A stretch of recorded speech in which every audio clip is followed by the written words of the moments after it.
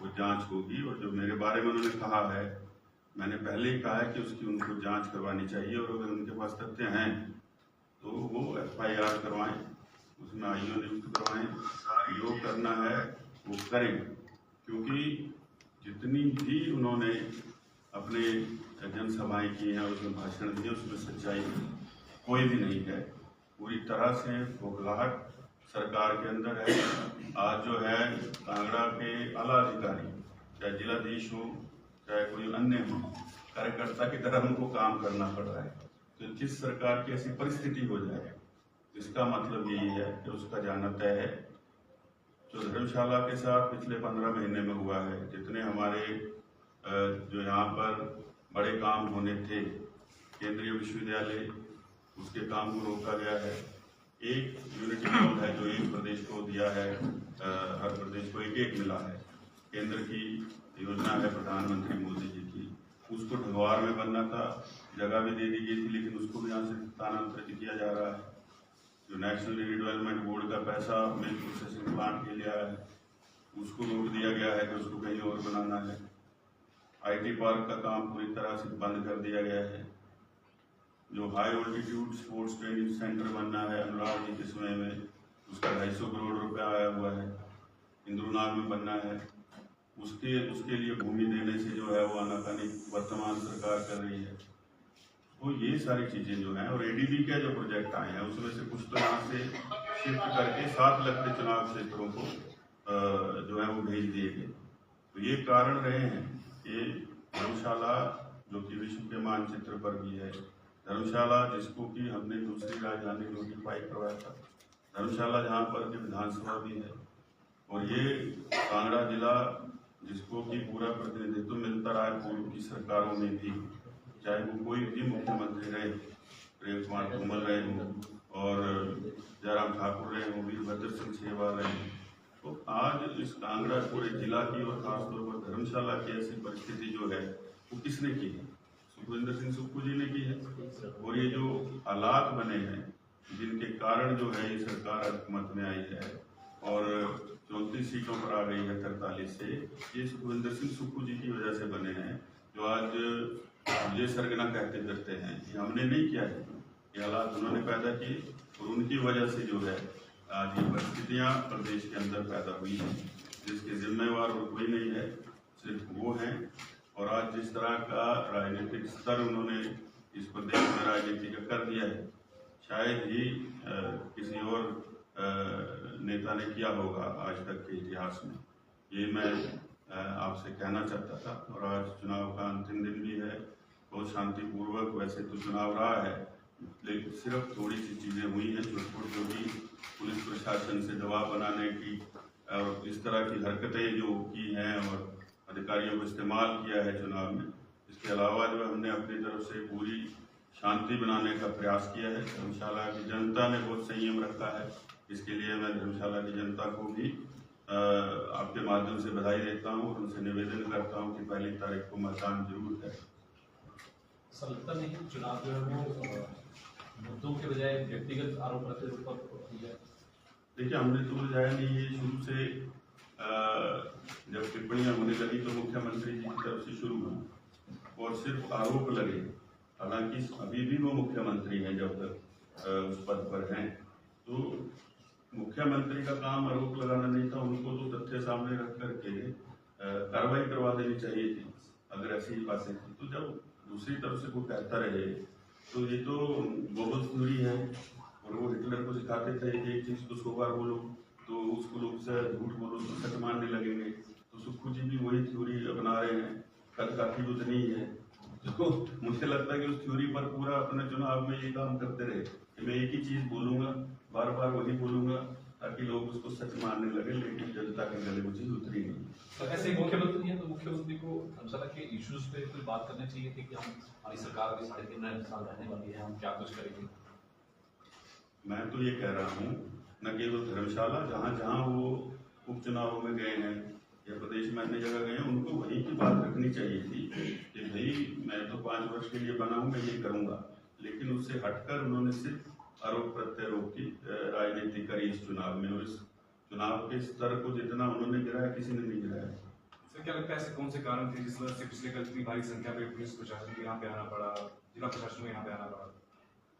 ऐसा है कि दोनों तीनों तरफ जो है, जो सड़क आती है, रास्ता आता है, उस पर पुलिस है, नाके लगे हुए हैं। पैदल जो चल रहा है व्यक्ति, उसकी भी तलाशी लेने लग जाते हैं। तो उनको रोज ही लगता है कि अब ये कार्यालय है, यहाँ बहुत सारी गाड़ियाँ लगी रहती है, सारा दिन लोग आ रहे हैं, कार्यालय से अलग मीटिंग चलती है, भीड़ लगी रहती है सारा दिन। तो पुलिस ने खबर दी होगी कि बहुत लोग होते हैं, तो कहीं कोई दबिश इस तरह के देने के लिए या अपना डर दिखाने के लिए सायरन बजाते हुए निकलना। और ये पूरा जो क्षेत्र है हमारा, कन्यारा, अशोकनगर, जितना एरिया है, यहाँ पर ज़्यादातर जो है, जो जनता रहती है, लोग जो हैं वो दिहाड़ीदार मजदूर हैं। तो आम आदमी तो कोई ऐसी भी गाड़ी स्कूटर बजा के निकलेगी तो भी डरता है कि पता नहीं क्या हो गया है। तो इस तरह का प्रयास रहा होगा कि कोई डर बैठेगा लोगों के मनों में, पर ऐसा है नहीं। सीएम साहब का धर्मशाला का दौरा पिछले 15 महीनों में और पिछले 3 महीनों के दौरे को किस तरह से रखते हैं? पिछले 15 महीनों में तो बीच बीच में आए फ्लाइंग टूर पे, और उसमें भी कोई लोगों के साथ खास मिले नहीं। लेकिन अब पिछले 3 महीने में तो लगातार आते रहे।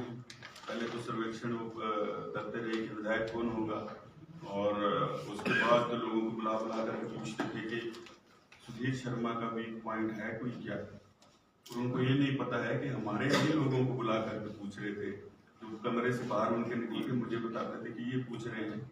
तो अगर मुख्यमंत्री के पास इतनी जांच एजेंसियां भी नहीं हैं कि उनको ये भी पता नहीं चल रहा कि मेन पॉइंट क्या है और किस तरह से सुधीर शर्मा को फंसाया जा सके, तो फिर आप खुद ही समझ सकते हैं। और ये तो पहले ही प्रदेश की जनता को समझ जाना चाहिए था, जहाँ 9 लोग इनसे छिटक गए और इनको पता नहीं लगा, तो तभी समझ जाना चाहिए कि कितने गंभीर हैं अपने पद के प्रति। देखिए, कई ऐसे लोग हैं जो पहले पिछले चुनाव में आपके साथ काम कर चुके हैं, लेकिन अब वो आपके विरुद्ध काम कर रहे हैं। कितनी चुनौती मानते हैं सब? नहीं, वो तो होगा ही, इसमें कुछ लोग तो रहेंगे ही, क्योंकि दल जो है मेरा दूसरा है, भारतीय जनता पार्टी परिवार में शामिल हुआ हूँ। लेकिन जो मुख्य चेहरे हैं कांग्रेस की तरफ से, वो तो पहले ही भारतीय जनता पार्टी को वोट देने की अपील करते रहते थे। उनके वीडियो हैं जो वायरल हुए हैं सोशल मीडिया पर, तो मेरे साथ थे, कब दिखाने को थे, लेकिन अंदर खाते जो है वो सुधीर शर्मा को किस तरह ठिकाने लगाया जाए, तो उस तरह की साजिश ही करते रहते थे। बाकी और क्या योगदान उनका है। सुधीर जी, आपको सीधा सीधा कहा गया कि आपने 15 महीने में इतनी जमीनें खरीद ली हैं, आपकी संपत्ति है, आपके जो और साथ जो आपके ड्राइवर थे, कहा गया कि उन्होंने भी संपत्तियां खरीदी हैं, आपका पैसा लगा है। सुक्खू जी के पास अगर पूरी लिस्ट है तो मेरे साथ एक्सचेंज कर लें, मेरी संपत्ति वो ले लें, अपनी मुझे दे दें। वो ड्राइवर नहीं है, वो तो यहीं के स्थानीय निवासी हैं, ठीक परिवार के व्यक्ति हैं। वो तो सिर्फ किसी को इस तरह से लांछन लगा देना और उनका भी नाम लिया, उनके पिता का भी नाम उन्होंने लिया। उसके ऊपर आज ही अदालत में उनके ऊपर एक और मानहानि धर्मशाला में दायर की गई है। 2 करोड़ का मानहानि का दावा आज ही हुआ है, ये तीसरा हो गया है। तो भी तो लंबा भुगतेंगे कोर्ट के अंदर, वही जवाब देना पड़ेगा ना। और अगर हम झूठे तो हम कोर्ट में क्यों जाते हैं? तो मैंने तो ये भी कहा है कि उनके पास अगर फहरिस्त है और उसमें सच्चाई है तो मैं वो सब सरकार को सौंप दूंगा। तो चुनाव के प्रचार काज में भी हैं, तो किस तरह का आपका प्रचार प्रसार रहा है जनता के बीच, धर्मशाला के बीच? साथ ही जैसे उन्होंने कहा कि जो पहले के आपके कार्यकर्ता थे, क्या उनमें से कुछ कार्यकर्ता आपसे जुड़े हैं? ये तो जब पहली तारीख को बूथ लगेंगे दोनों दलों की, तो उस समय पता चलेगा कौन किसके साथ, तभी जो है वो स्थिति स्पष्ट होगी। और जो साथ थे वो मेरे अपराध आज भी हैं, और परिवार बड़ा हुआ है, भारतीय जनता पार्टी का भारी जिम्मेवारी है। और हम खुश हैं कि हम उस समय में, उस काल में भारतीय जनता पार्टी में आए हैं जब इस देश को एक कुशल नेतृत्व प्रधानमंत्री नरेंद्र मोदी जी के रूप में मिला है। और हम चाहते हैं कि देश आज आगे बढ़ रहा है उनके नेतृत्व में, वहाँ ये पहाड़ी प्रदेश जिसके साधन कम हैं, ये भी आगे बढ़ना चाहिए। इस प्रदेश को भी अवसर मिलना चाहिए।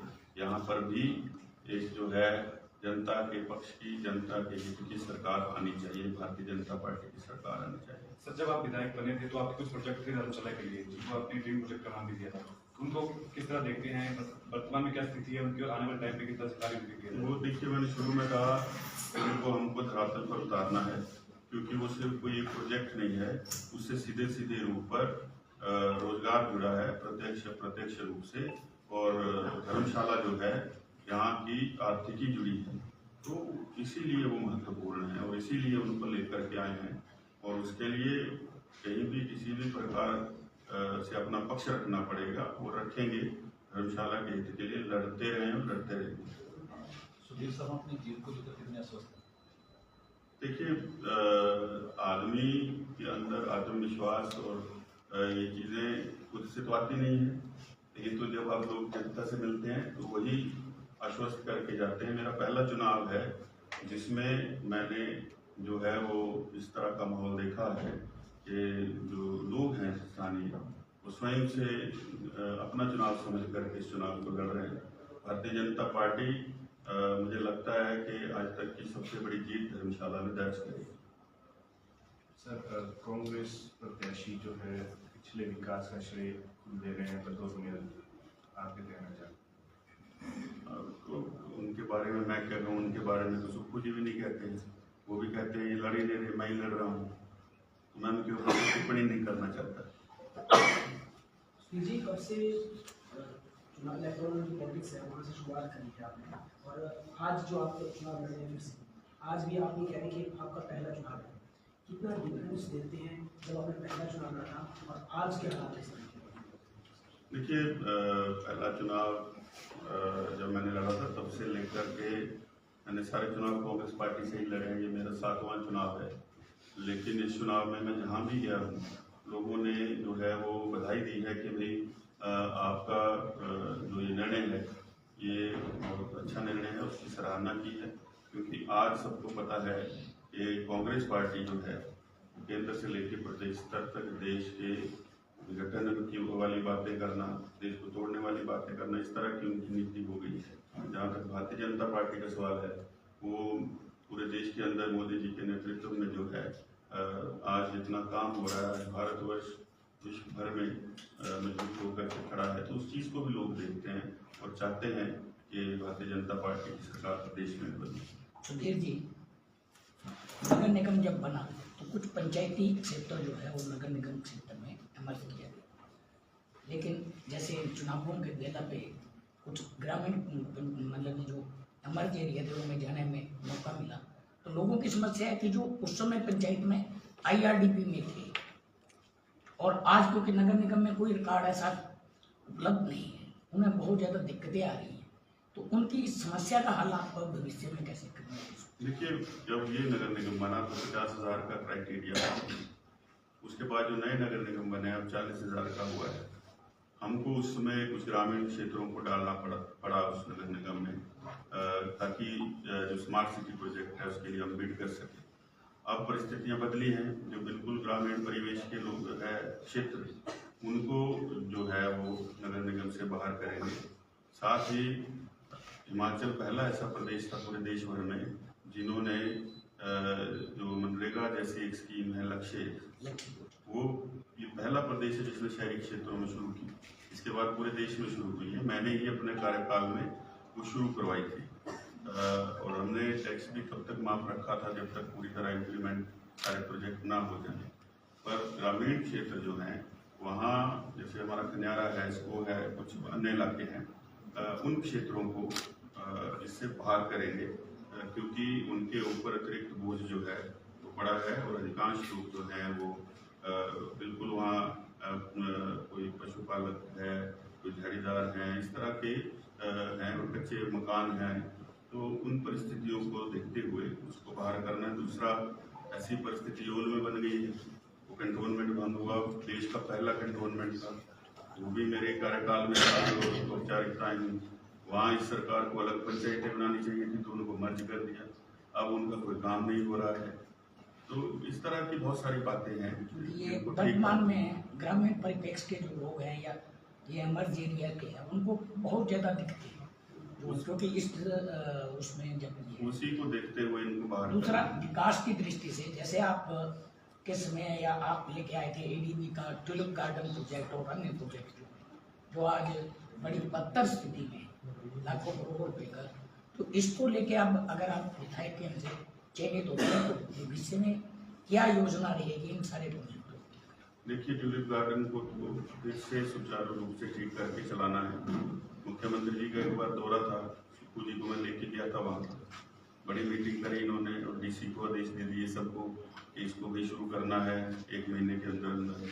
तब से लेकर ताले ही लगे, कुछ कोई शुरू नहीं हुआ, तो उसको भी ठीक करना है। राजा गंजर महादेव है, वहाँ बहुत बड़ा एक भवन बन करके तैयार हुआ था, ADB का है, उस पर ताले लगे हैं, किसी इस्तेमाल में नहीं है वो। नहीं, वो तो XPTDC को देने की औपचारिकताएं पूर्ण कर ली गई है। वो देने की बात हुई है, HPTDC के अपने होटल घाटे में चल रहे हैं।